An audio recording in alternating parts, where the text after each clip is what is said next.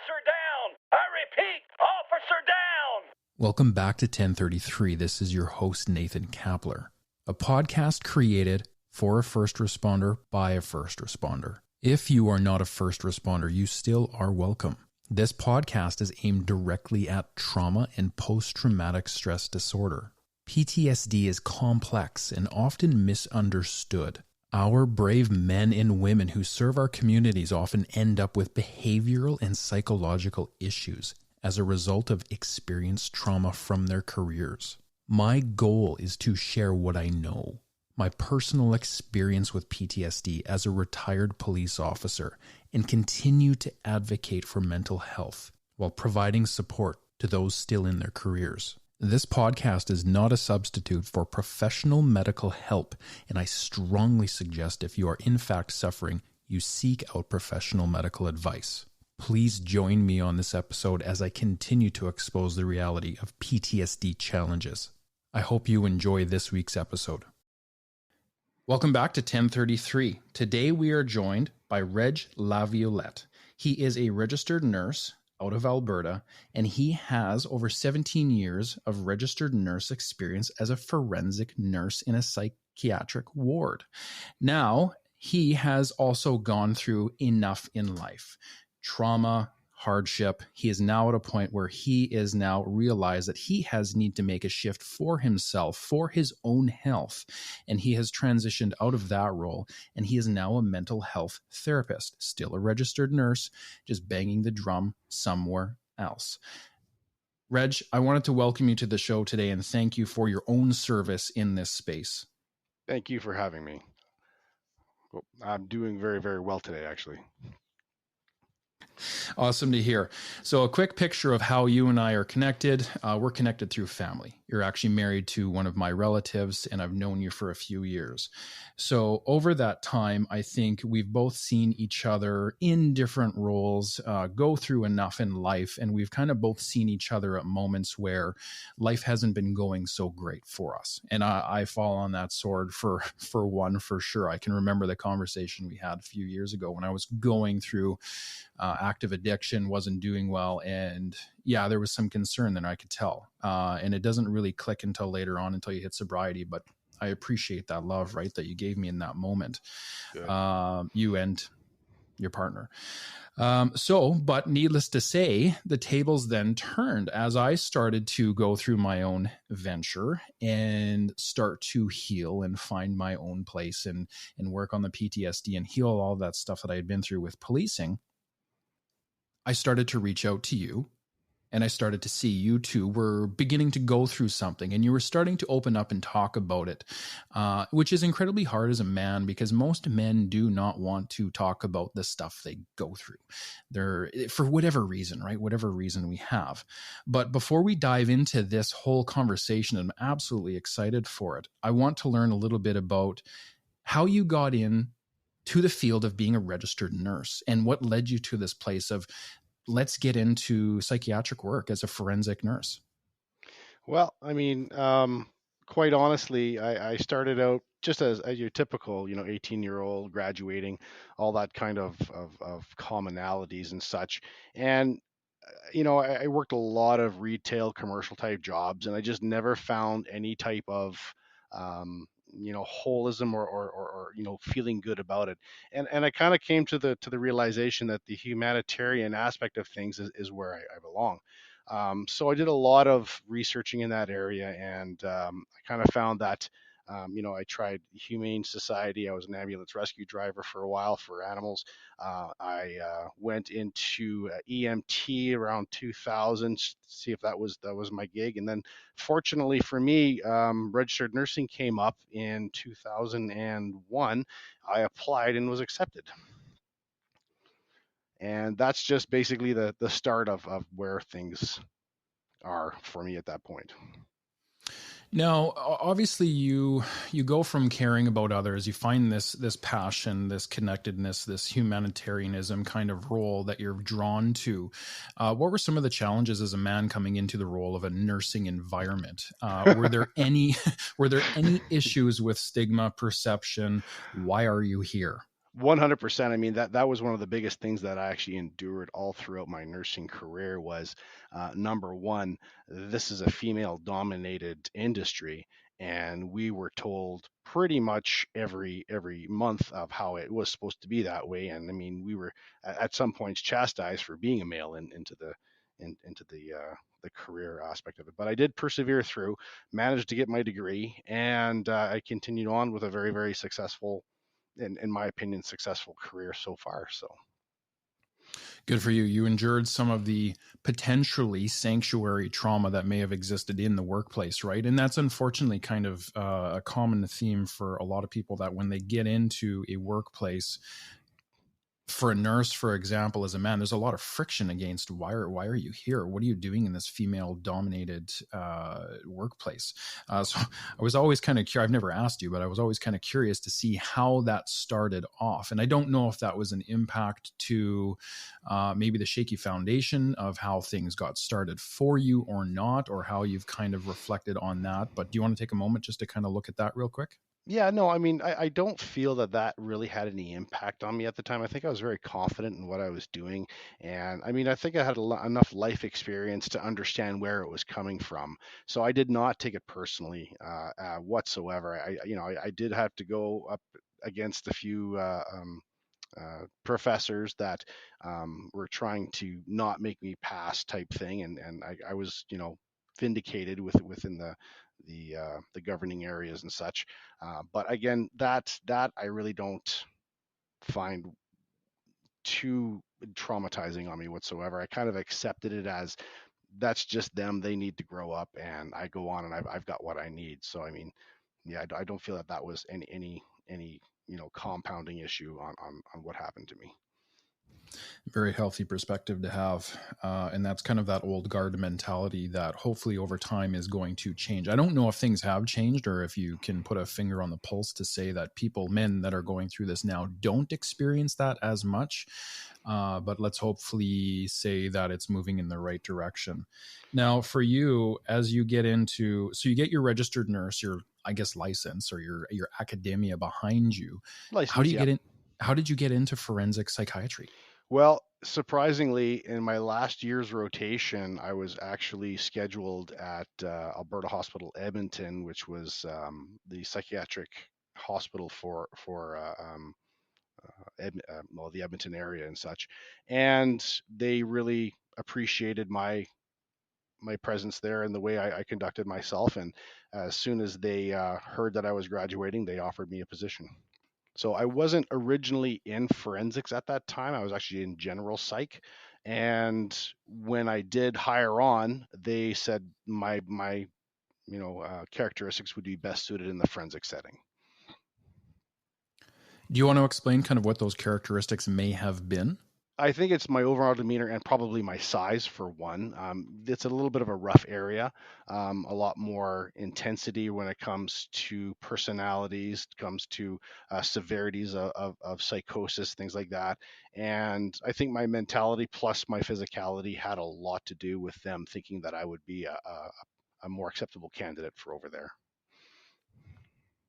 Let's paint a picture as to your physicality, because I'm looking at you right now and you are not a small man. So if No. I was up against you, and I've sat in a room with you, you command a little bit of respect just because of the person that you are physically. You're also into competing, bodybuilding, all of these different things. So let's just paint a quick picture as to kind of what you're using in your life also to help you with your mental health. That's been one of the biggest things, and but my greatest strengths for myself is my training and my bodybuilding and such. I mean, I've had a kind of a diverse athletic kind of background when it comes to strength training. A lot of bodybuilding. Right when I started, from when I was 11 years old, I've gotten into powerlifting. I've been doing strongman competitions, and now I've kind of trying to transgress into a bodybuilding type format because I am older and those sports are very taxing on your body for sure. But yeah, I just competed on the 25th of July, and did not do so well, but at least I completed it, and it is the usual type of presentation, and I'm very happy with what I've got, and I continue on and maintain it. I mean, it is a source of strength for me. It keeps me going. It's my church, if you want to call it that, and it just keeps me grounded in everyday life. And sorry, I apologize. I shouldn't actually said that you use it for your mental health. I should have not gone that far to paint that picture, because it was a bit of a loaded assumption. But I think, and maybe we've had enough conversations over the past that I've kind of drawn out of enough of an assumption that's led me to the point that you probably do use it as an iron church, or a way to work out some of the hard things that we can go through. Is that true? Absolutely, 100%. It is personal. It's for you, and it's only for you, and the only one you're fighting against there is yourself. So Absolutely. Going through and challenging yourself and going through some of the hard things in life is very much juice that's worth the squeeze. And that's something I've learned, that even in my own experience, if I chase comfort doesn't always lead you to the best place. Chasing discomfort actually tends to do the best for you. So you've got to kind of understand where that is and where you need to go with it. Now, the position itself at work, what did some of the trauma look like that you started to go through?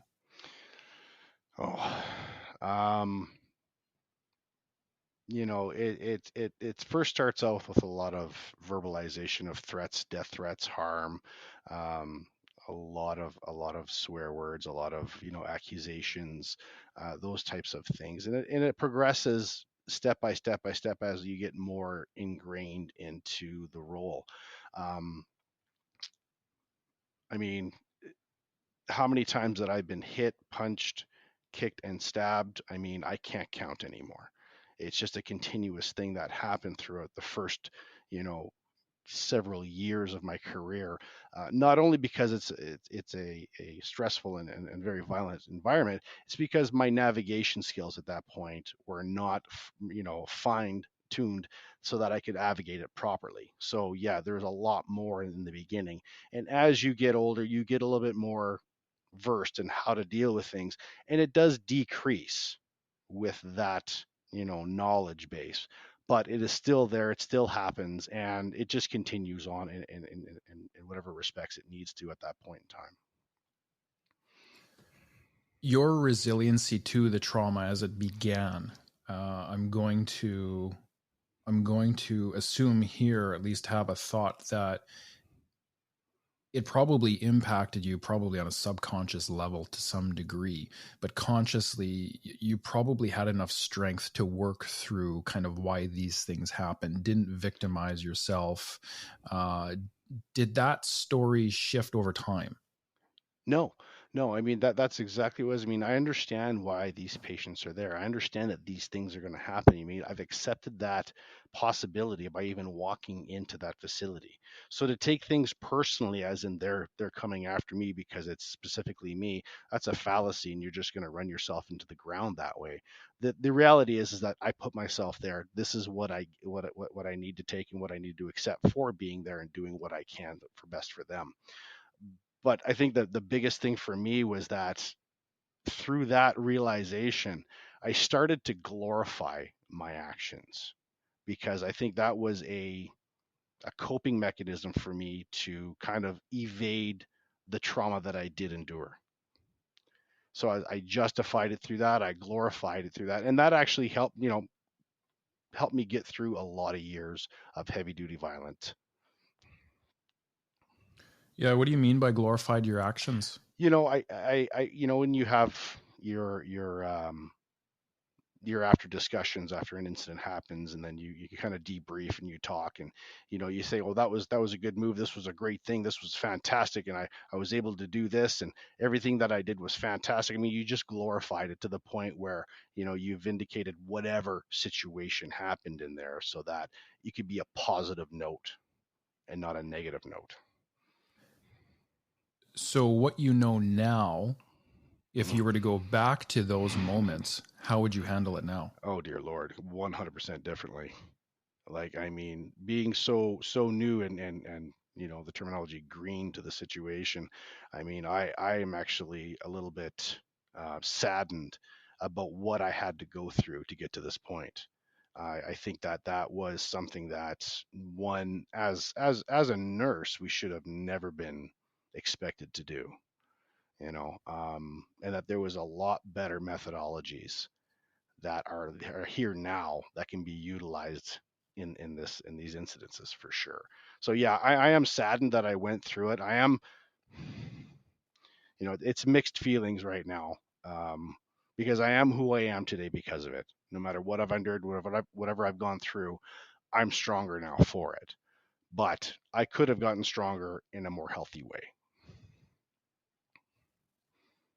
That actually hits me like a ton of bricks. I actually have a bit of a tear in my eye because I can too relate to my own journey in policing, where a lot of the trauma that I went through, we had those fireside chats afterwards of, hey, great tackle, like great takedown, or, great job on not shooting that guy. That guy had a knife in his hand. And, we never talked about the trauma though. We never talked about the, how did that impact you? What was the emotional range that you experienced as a result of the trauma you just went through? We didn't have those questions. We didn't have that dialogue.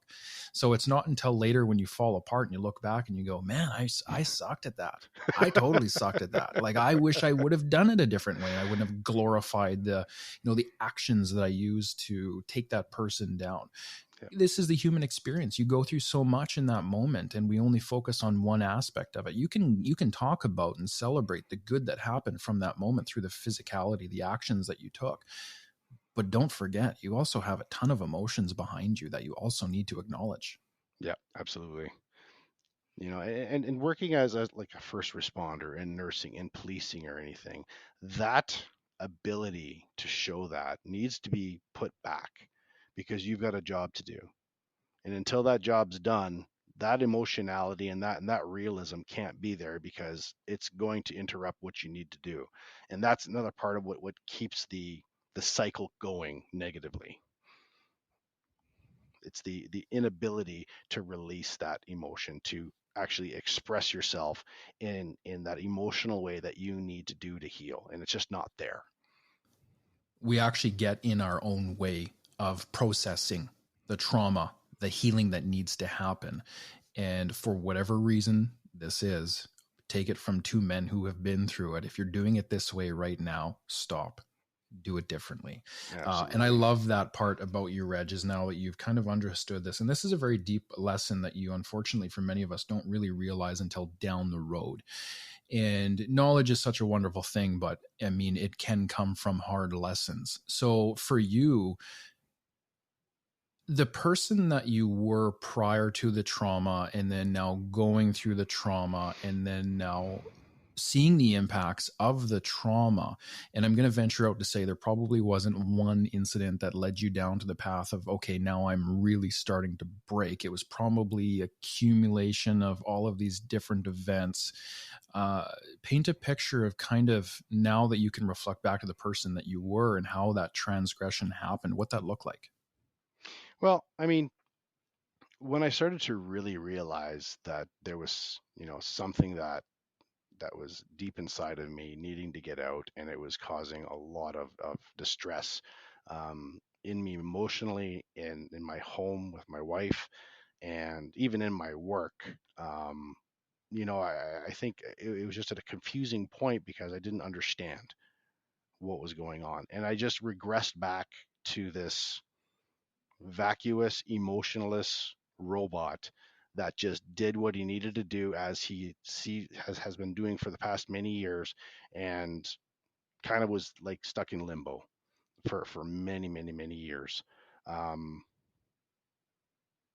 and I think what really, really um, broke the camel's back with me was, unfortunately, this whole episode with COVID, where we got a lot more restrictions put on us, a lot more restrictions put on our patients, and it was up for us to do more for the patients to keep them sane. I mean, we've got 20 bed unit that's locked up, can't go outside, can't go to the gym, can't do anything. So we've got to formulate some type of plan to keep these patients sane so that they don't erupt. And just the continuous attempts to plan activities, do everything else, and just try to, accommodate all these needs, just completely burnt me out to the point where I just couldn't go on. Like I was so broken, you can put it, is that I would walk into work, I would sit at my desk, and I honestly, I just had the F this attitude, and I just didn't care. I couldn't do anymore. So, You I were mean, at that your limit. I was done. I was done. There was nothing more for me to do. I mean, I couldn't help staff. I couldn't help patients. I honestly, it was just very, very, and I mean, coming from somebody who wants to be humanitarian, who wants to do things, who needs to feel that type of action to fulfill themselves, and you can't do it, or you're not doing it, that in itself is such a chaotic pattern. It's unbelievable. Absolutely. One thing that didn't happen is you were not diagnosed with PTSD. You did have some symptoms, and we're now kind of entering into, I think, the realization that compassion fatigue, compassion depletion now was something that was becoming a part of your story. Yeah. What was that like for you? You talked about how you were able to go into work, but you just couldn't give anything of yourself, and you had this negative attitude, and you naturally tried to push people away because you just couldn't give more. And that's a very natural response in the human experience when you hit compassion fatigue. And I don't think there's a lot of shame around necessarily what you went through, but if we understand it, it all makes sense. You 17 years of doing this, then going through COVID and having extra layers of all of this stuff. I think most nurses went through hell. I would agree with that for sure. Absolutely. And I don't know the stats on how many of them are leaving right now, but there has to be massive compassion burnout issues. So the compassion depletion, we painted a quick picture of kind of what that looked like at work. What did that look like outside of work? Well, and that was the part that was really suffering, because I think my work had the best of me, but the rest of the world didn't. Because, I had to perform, I had to do my duties, I have to do what I need to do. So you put your best foot forward there. But when you're not in that environment and you're in your own space, I mean, I was withdrawn. I was, again, emotionless. I would actually go to the gym, I would train, and then sit in my car for hours before going home. Then I'd go home, and, I mean, my wife and I would have a small discussion, and she would, ask if I was even paying attention. But I was sitting there, I was paying attention, but I just could not bring myself to have any type of emotional response and be truly engaged. I just didn't have the capacity, and it was just causing, and I could see it, and I could see it getting bigger and bigger and bigger. And I was like, this has got this. There's something that's wrong, and I didn't know at that point in time what it was. I was very confused, and I was just figuring, okay, I just need to regress. I need to figure this out myself, but I couldn't. I just kept on going down and down this spiral until I called you. Thank you for calling me. You're a very intelligent person when it comes to mental health. Like, in order to become a registered nurse, you have to have a certain level of experience and knowledge about mental health. You then go on to become a forensic. I'm going to mess this up already, but you get into the forensic psychiatric ward, and you're now working with people who are just on this different level and have just such different needs. From my own experience too, I've been there. I worked as I don't even know if you know this. I worked as a security guard in Grey Nuns, Edmonton, and we were often down at the ward many times. So I got a taste of what that world is like, right? And some of the wild stories that happen down there. Painting a picture of the intelligence that you have in the mental health aspect, but then realizing later on in life when you're going through this struggle, and there probably was a moment in there where you couldn't necessarily even help yourself. Very true. Tell me about how frustrating and how foggy that place was. I didn't even think about that until afterwards. But I mean, during that time, I can actually, be very sympathetic to what my patients go through, because quite honestly, you're at a complete loss. You have no control of your thoughts. You have no control of your direction. you're just trying to, get yourself out of the quicksand. So I mean, your foot goes in, you take a move this way. Your other foot goes in, you take a move that way. It just seems to compound and compound and compound to the point where you don't have any options but to be reactionary, and that will never get you out of a good situation like this. I mean, and that was the biggest point where I was, I sat in my truck for like 4 hours, frozen, truck on, just couldn't move, didn't know where to go. I was completely lost. Like I had nothing left. I had no thought process of, hey, why don't you just take a breath and go get a pop or something like that. Didn't even have that, because all I could do was, I need help. I need help. I'm completely lost. So I mean, it's just amazing how strong the reactions that you do and don't have in these situations affect you completely.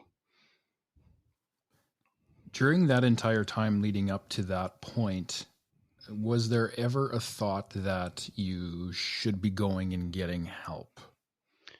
I mean, I don't know if it was just me saying it subconsciously and it would come out, but I mean, I always told my wife, I'm probably going to have PTSD at some point. I'm probably going to, and I've been saying that to her for years, but I never really, thought it would happen, because I was in that frame of mind where, hey, everything's good, everything's fine, this is perfect, keep on going forward, until that point. So I mean, it was quite the eye opener that I was actually forecasting the reality that I'm going to have PTSD. So I had that subconsciously in my head that it's coming, but I just never comprehended and accepted it. Absolutely. How could it not, for the environment that you're in? Well, especially having to go back day after day after day. I mean, the shift work that you're doing is unbelievable. You really don't have a personal life, with most nursing positions. So I mean, you never have the time to really decompress and get a hold of yourself, as we all dictate and teach to our patients. We just don't have it. So, Yeah, what we preach is never what we follow. exactly. When when you hit that place, when you're finally in your truck now, you're there for 4 hours and you just cannot go further. You are struggling to even find a way out of the quicksand. How do you move from that place? What's the next step? What was the thought process then? At that time, I had conversations with my wife, and it seemed to be getting more and more and more. And I think that kind of was brought back up into my memory of our conversations. And I'm thinking to myself, how can this help me? How if I'm thinking about these conversations I had with my wife, how can this help me get out of this situation? Because I couldn't even call her at the time. I was just like, what am I going to say? What is she going to do? Type thing, you know. Um, and then, just, of course, one of the memories was like, hey, my cousin Nathan, he went through this and he's got a podcast and he's got this. And I'm like, well, that's about the best avenue that I've got right now.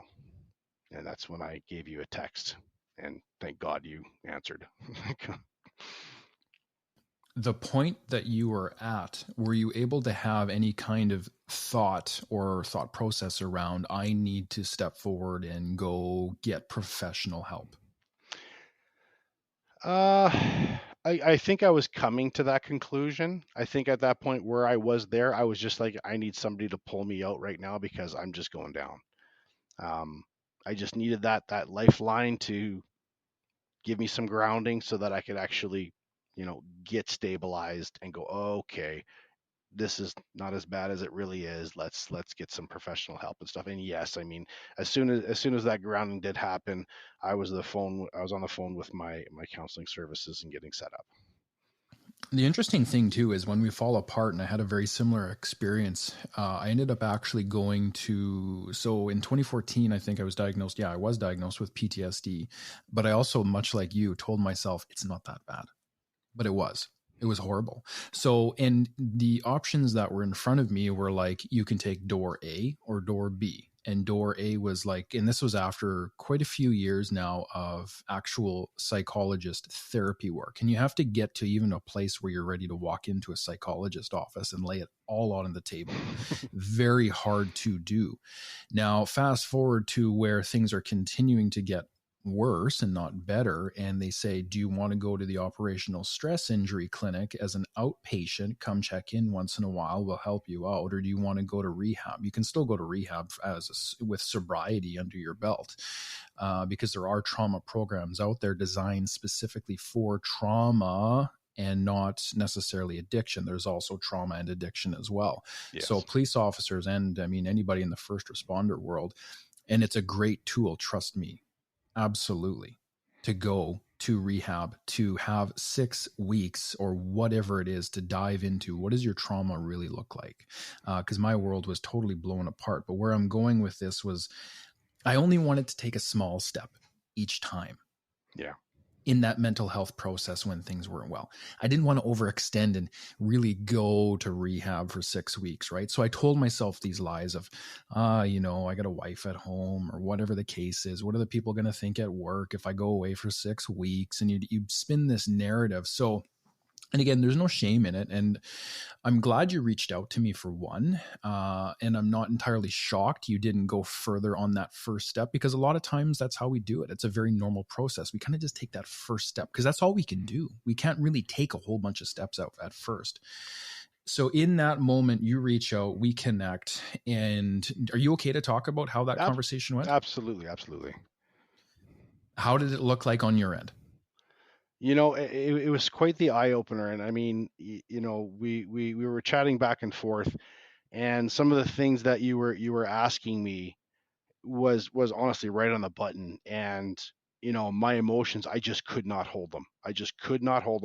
I'm sitting outside my gym in my truck and I am just bawling like, my God. And quite honestly, that felt so good.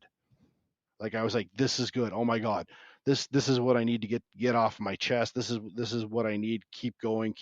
And actually that's what it was able to, let me put my foot off the brake, put it in gear and get home and go talk to my wife. And I went right home and I just let her know everything. I opened up completely and I said, okay, it's time for me to get help.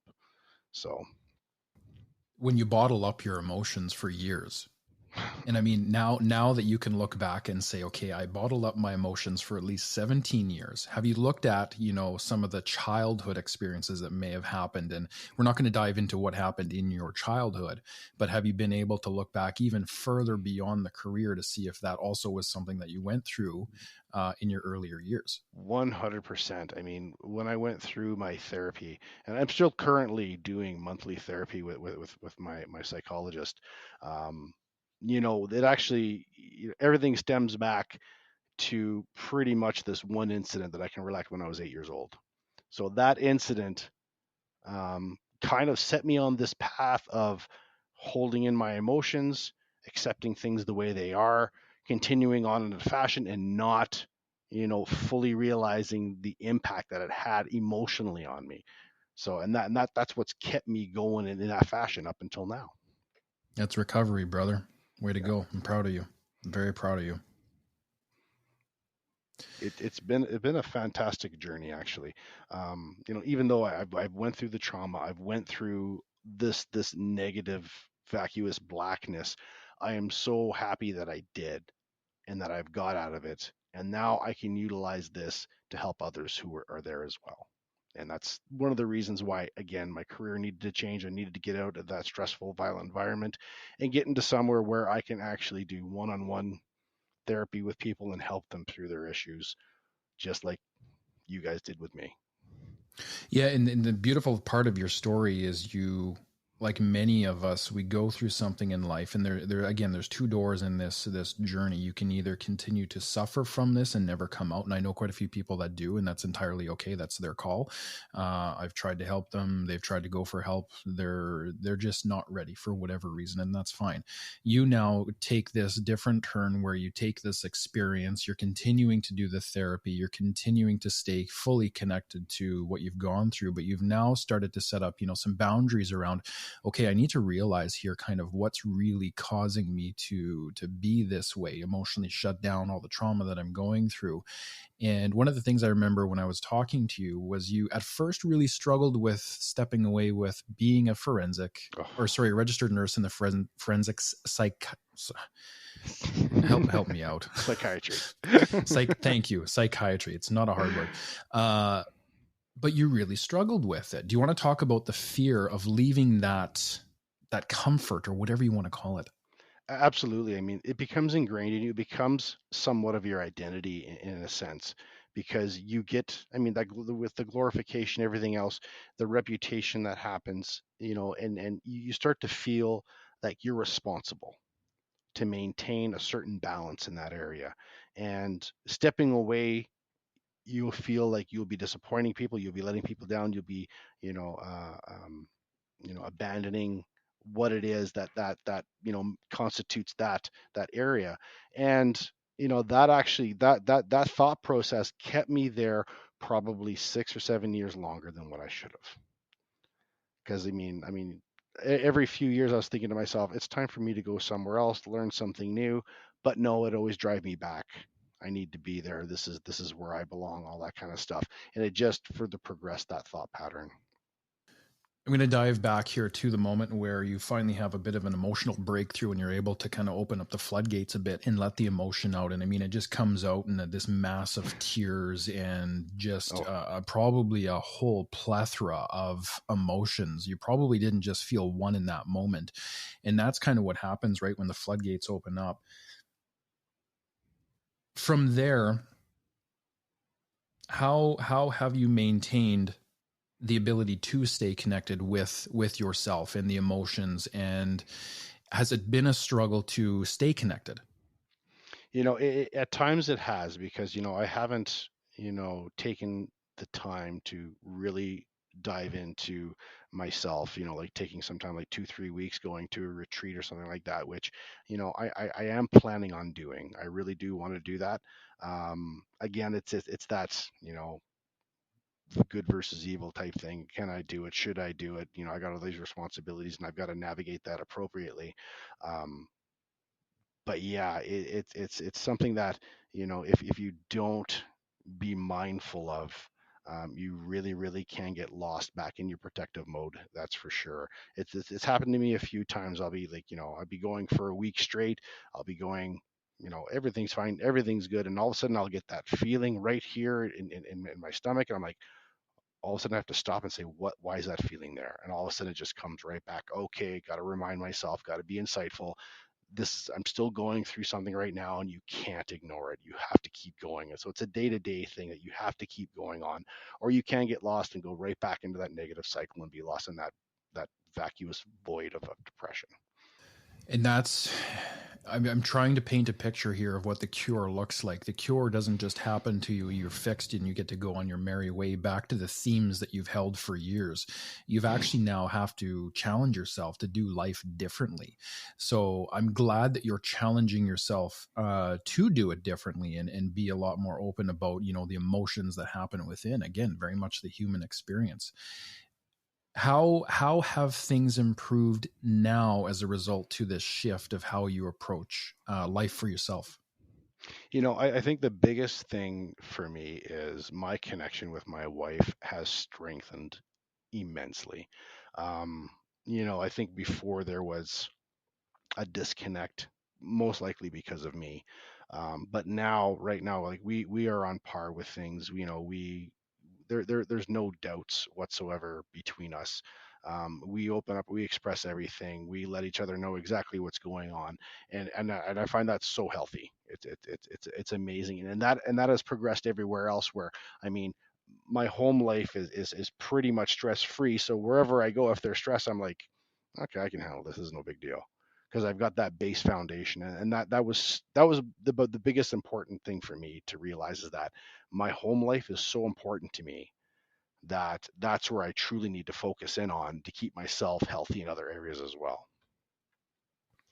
You find there's an issue in the relationship now that you're moving forward and you're being more expressive emotionally, that there are times with your partner, because I go through this all the time, where they're not totally prepared to meet this new side of you and this new side that's constantly coming out now. And I mean, it's very much an ebb and flow where now your partner may actually have to learn that they are actually married to someone that has a very complex emotional range, and that there's the emotions there. So have you seen any kind of challenges there with, I'll call it partnership at home?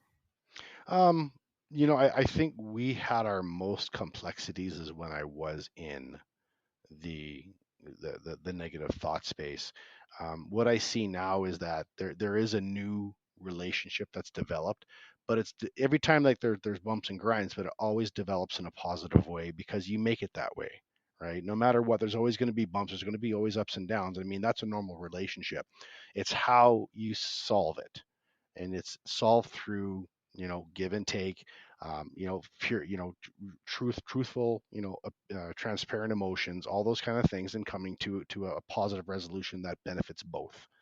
And as long as that is the format that it goes, it should always progress positively. So I mean, yeah, I mean it's a new me and it's a new us, but it's a positive one so far. And how was work when you stepped forward and said, I I need help, or I need a shift in what I'm doing here? Yeah. It was mixed for sure. I think people realized where I was emotionally. They realized that, you know, where I was not a healthy presentation. But they were very, very upset to see me go because I think I've been a staple there for a number of years. My rapport with the patients I think was very, very, very beneficial.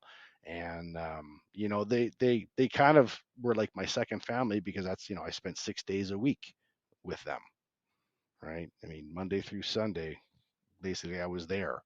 um, I spent more time with them than I did at home. So I mean, that relationship, it had its strains and pains. I don't think anybody was angry or resentful or anything, but there was a lot of sadness for sure. And that took its toll on me as well. But it was something that no matter what, I know I needed to go. And how has the transition been in this new role for you as a mental health therapist? Again, I'm still working the bugs out. It's only been a month now that I've been into it. It seems really positive. I think I'm getting my groove with the new formats, policies, procedures, the computer programs and such. But I feel a positive change for sure, and I'm actually looking forward to the next few months in developing better skills and being more um, proficient at what I do, for sure. Now, and again, you touched on this earlier on. This is something that I know for you probably is going to be a part of the chapter in this chapter that you're in right now. When you sit down with people that, I mean, because you're in the mental health therapy field now, your ability to connect with a patient, I'd love to hear kind of your perception on that now as a result of what you've been through. Yeah, I mean, it actually has helped me quite a bit because, with the modalities that we need to utilize to actually help people, we have to really concentrate on the patient themselves. So, I mean, whatever extenuating circumstances are surrounding the patient, that's really not the issue to focus in on. The focusing in on, again, was what's happening with the patient, what's the emotional aspect. Just like I experienced myself, I was sitting in the truck, I couldn't move, I couldn't do anything. What do I need to do to walk forward? So I can utilize that experience and understanding where they are so that I can pinpoint their emotions in that respect, get them to be insightful in it, and get them to take that first step so that they can continue to help themselves. And that's the biggest key to any type of therapy. Your perception now on mental health, and possibly where we need to go in society, or some of the tools or tips or tricks that you've learned from this process. I mean, you've learned so much, I can tell just from the words you use as we connect here. But if you were to give some type of roadmap for people that have to go through this struggle? Because I mean, and we all go through it. I don't think life without it would actually be life. But if you're to give a roadmap to people to say, hey, I mean, this is how my experience can help you. What is one of the big takeaways for you from everything you've been through, and something that you look to give to people that may be going through something similar as you? I think the biggest takeaway in this was that it's one of the things that I said most about my whole situation was that here I was, a registered nurse, mental health therapist, giving all these people advice, helping them through it, but yet I didn't help myself. Right? I didn't take myself into the primary concern, and it's like the old adage: you can't save somebody if you're drowning yourself. Right? You've got to save yourself first. And that's the biggest message I'll say for any of them right now. So no matter what circumstances are around you, no matter what's going on, you've got to do a base check and make sure that you're safe. And if you're safe, then everything is fine and you can get through it. The self-care routine that you now use in your life, what does that look like? Um, it's there's a few actions that I do more now, especially for my mental clarity and stuff. I'll get up in the morning and I love to take about a half an hour and go sit out on the deck and just listen. I'll grab a coffee, I'll grab whatever I need to in the morning, and I'll just listen. I'll have the dog beside me, and she's just happy as that. But I'll just have that kind of reflective, meditating experience. I mean, I still go to the gym. That'll never stop. I'll be doing that until I'm 80 years old. That's just the way. That's just ingrained into me. But at night when I come home, I really don't want to put the TV on. I don't want to be distracted by things. I just want everything peaceful so that I can actually internally reflect. So again, I mean, if it's busy around the house, I'll probably go upstairs into the bedroom and do some stuff and just, keep to myself, or I'll go back out onto the deck and just completely breathe and just listen to myself, listen to the trees, listen to everything else, and just, internalize what's going on, how I'm feeling. And that way there, you get everything cleared off of yourself. So internally you're emotionally stable and you'll have a much better sleep. Yeah, and sleep is so important. So important. It's like a super power, right, for us. The thing I love about taking the time for yourself, and especially in society nowadays, we're not big on moving at a slower pace. We lead very busy lives. We tend to forget that we also need time to decompress. And I mean, the recipe for trying to find success through some of the mental health challenges that you can go through in life is actually quite simple.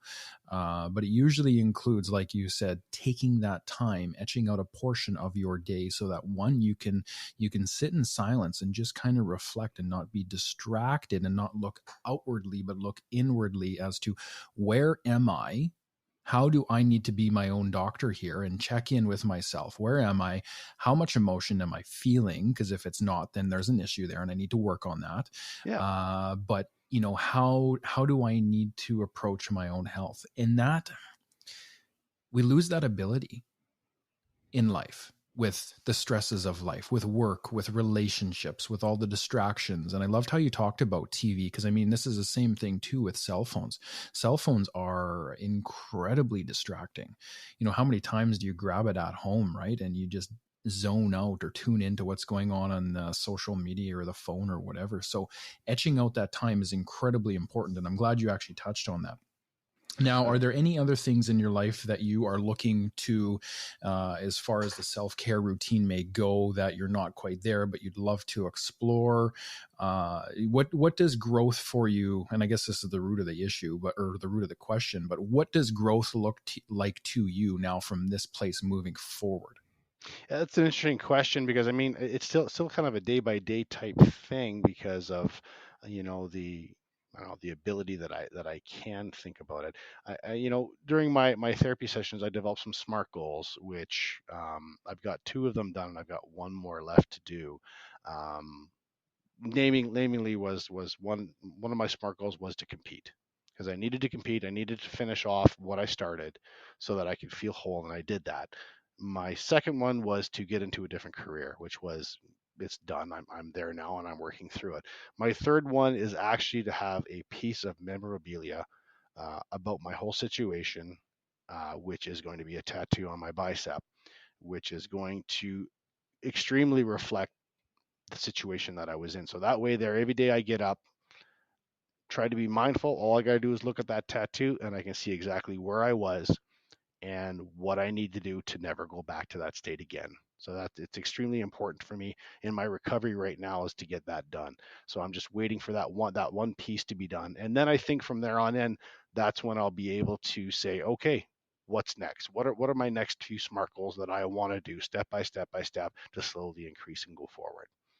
So I try not to grab as much as possible. I got those three. Those are the three that I need to get done. Once I can get those done, then do the next ones.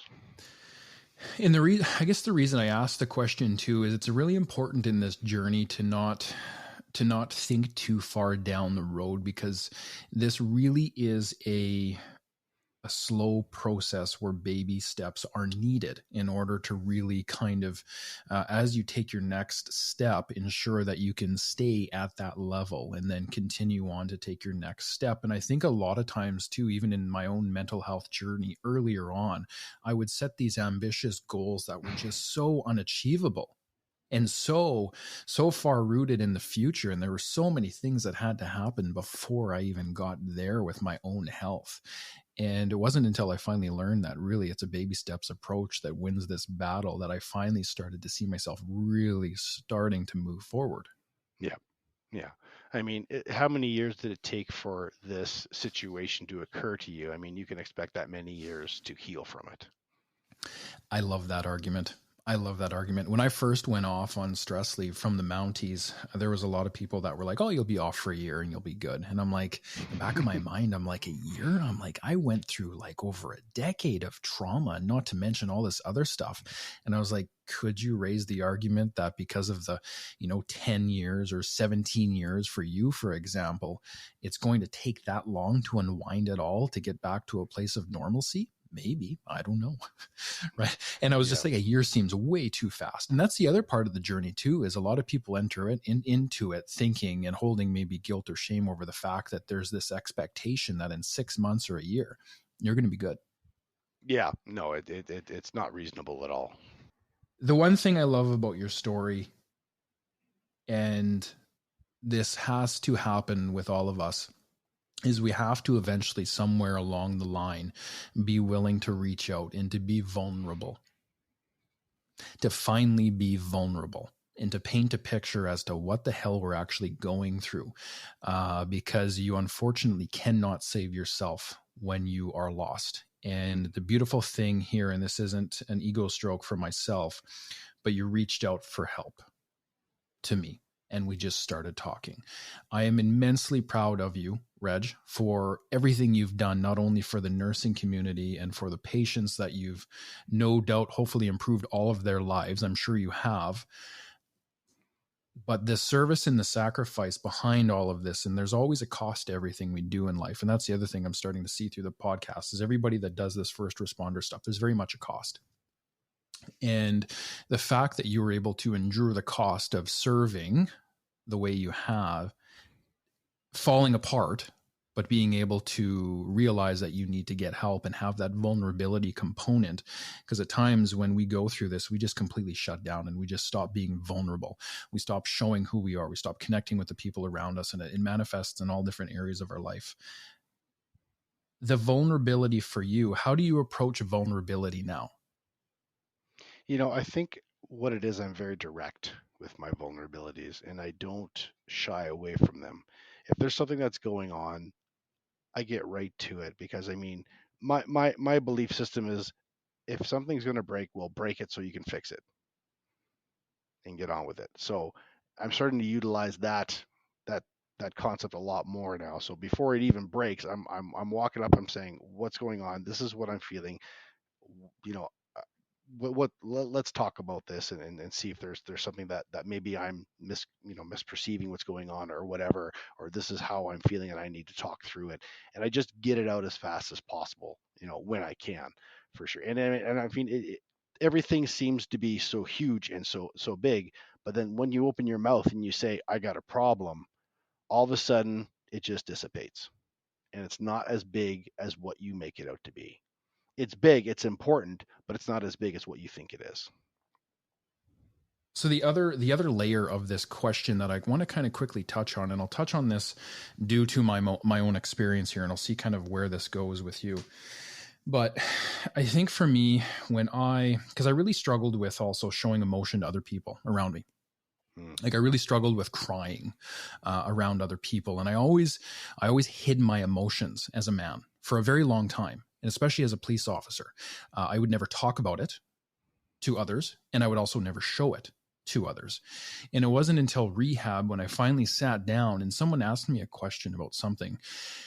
In this memory of something that was tragic and traumatic, it brought all of this back, and I fought to try and show that emotion right in front of that person that was engaged in wanting to help me.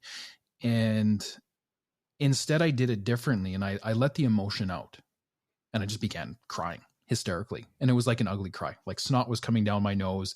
I was crying and I was like just devastated. The body was shaking, and I was going through just this very real human memory of something horrible that had happened to me years past.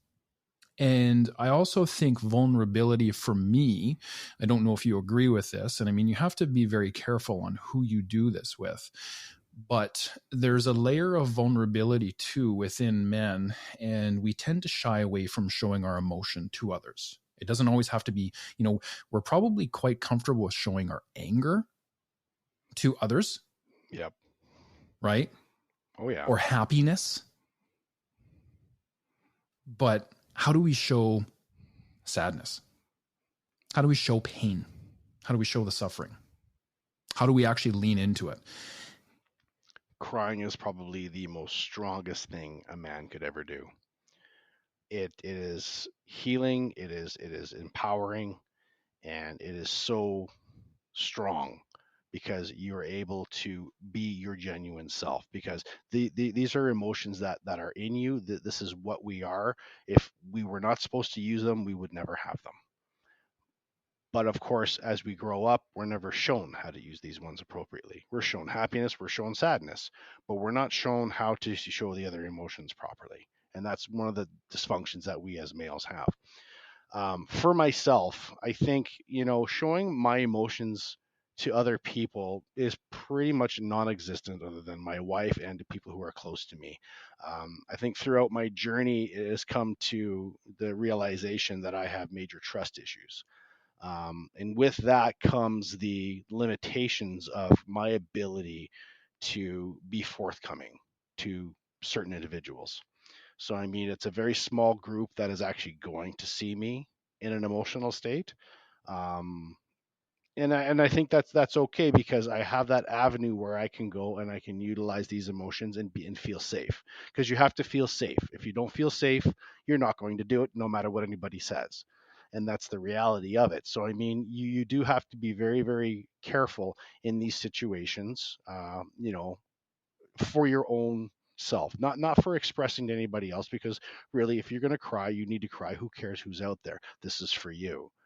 But again, how you perceive that episode, how you reflect back on yourself and how you feel about yourself, that's the important aspect. So, I mean, you've got to be careful and very, judgmental in that area. So, for sure. I mean, for myself, like I said, very small cluster of people that will actually see me emotional, but they see me emotional more than they see me happy and mad and everything else. I mean, it's a balance in that respect. And I think too, like, as I reflect on my own upbringing, and I think hopefully this message resonates with a lot of men, and I'm sure it will. The emotional intelligence that we're given as young boys, that we later carry on with us into adult life and into relationships, I think needs to be deeper. And there needs to be a lot more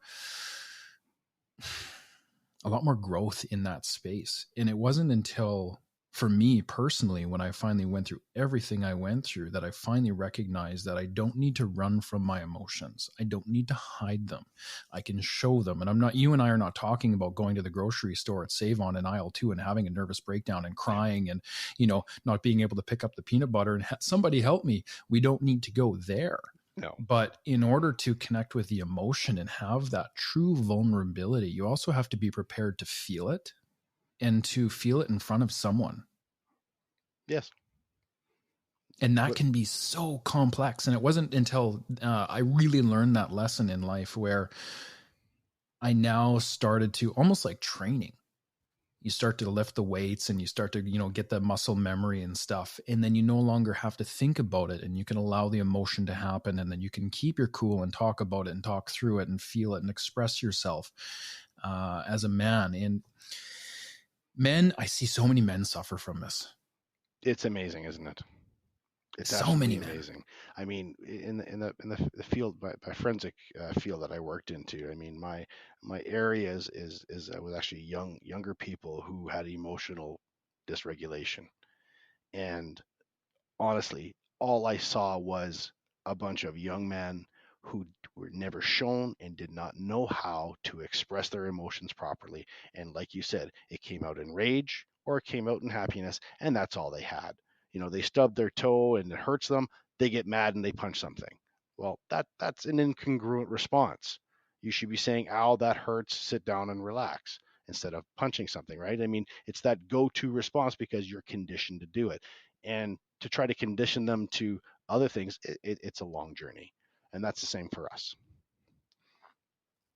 Yeah, and unfortunately too, for a lot of first responders, and I think I've seen enough men in the field, and I don't know if you can agree with this, but you've probably seen enough men as even first responders go through this too. They start to struggle with their emotions because the burden becomes so big. So this is not just limited to men in general. This can be, something that someone goes through as a first responder. This can be a child that hasn't been taught properly on how to deal with their own emotions, or how to have some kind of emotional intelligence behind them.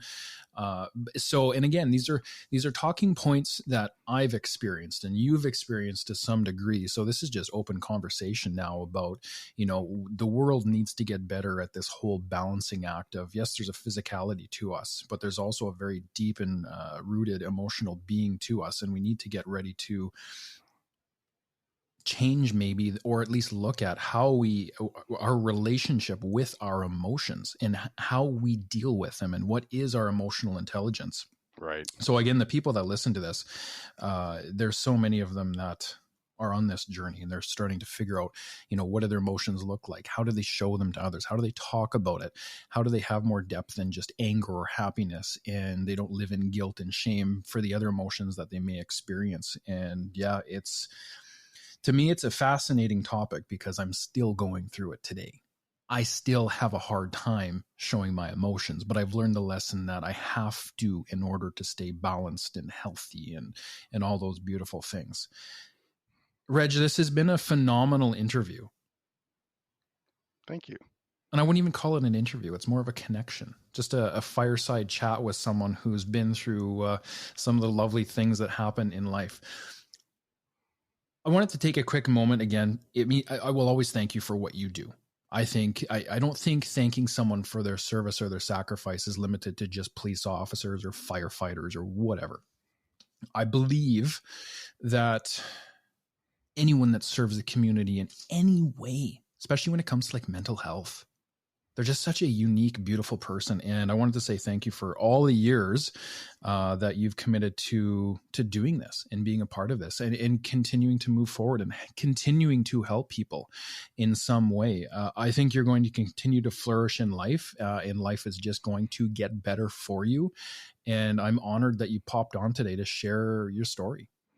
Well, I mean, I don't think I would have passed up this opportunity because, I mean, look at yourself. I mean, look at what you've been through. Look at what you've done, and look what you're doing now. You're pretty much doing the same thing that I'm doing, right? I mean, and this is so fantastic for everybody because this is how the world is going to change. This is how it's going to get us through education, through acknowledgement, and through understanding of what's going on, so that we can get it out to the people and say, hey, it doesn't have to be that way. So, I mean, honestly, I'm proud of you for what you've done. I mean, I absolutely appreciate everything that you've done for me. I mean, forever, forever in my heart.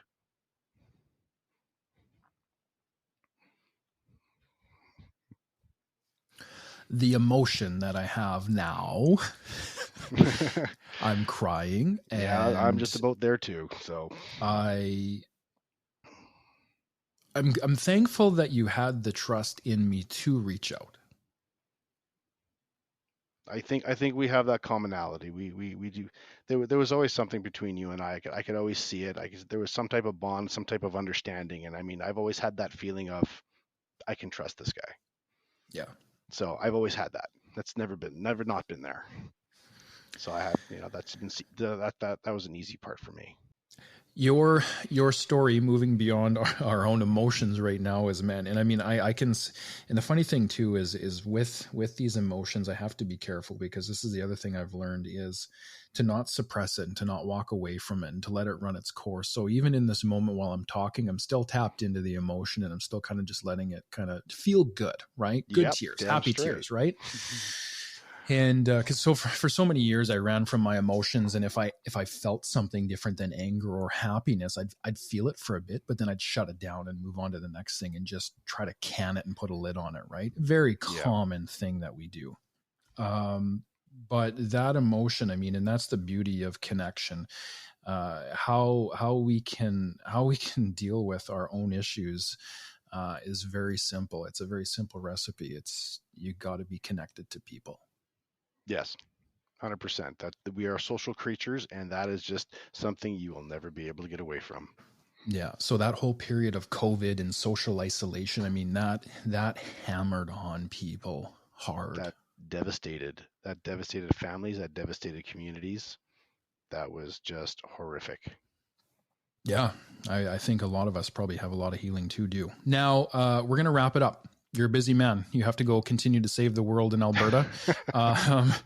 Again, thank you for your time. Thank you for coming on and giving us your perspective and the vulnerability of where your life took you over time. There's no shame in where this takes you. I think where the shame can come in is where we don't acknowledge what we've gone through, and we never get to a place where we can approach vulnerability and get the help that we deserve. If you would have stayed in that place, Reg, my heart would have broke for you, because things could have got significantly worse. We can talk about divorce. We can talk about all the different things that can come from that place, right? Yeah. And I mean, even addiction, I'm not saying you would have, but if you go on long enough, the pain and the suffering can get to a point where you no longer can cope and you need something different. So absolutely. Yeah, it's such an unfortunate thing that happens in life. And my perspective now about things that people go through has shifted to such a different place. So thank you for coming on and showing us how you went through this and what you did in order to take that first step forward. I think in the future, I think there is going to be so many different further layers to you of growth and just significant change within you. And I couldn't be more honored to see that happen as family. I absolutely appreciate your acceptance of me. I mean, that is such a huge thing for, I think, people of our stature and situation. And yeah, I mean, I will be there for whatever you need, and I'll keep you updated on a lot of things that are transpiring with me, for sure. Stay well, my friend. You too. Thank you for joining us on Season 2. If you are a first responder with an incredible story into post-traumatic stress, please reach out and connect with myself. Season 2 is based on your story. And if you want to step up to the plate and share your story with the world, I would be more than honored to help you do that. Thank you for your continued support with this project, and thank you for tuning in today.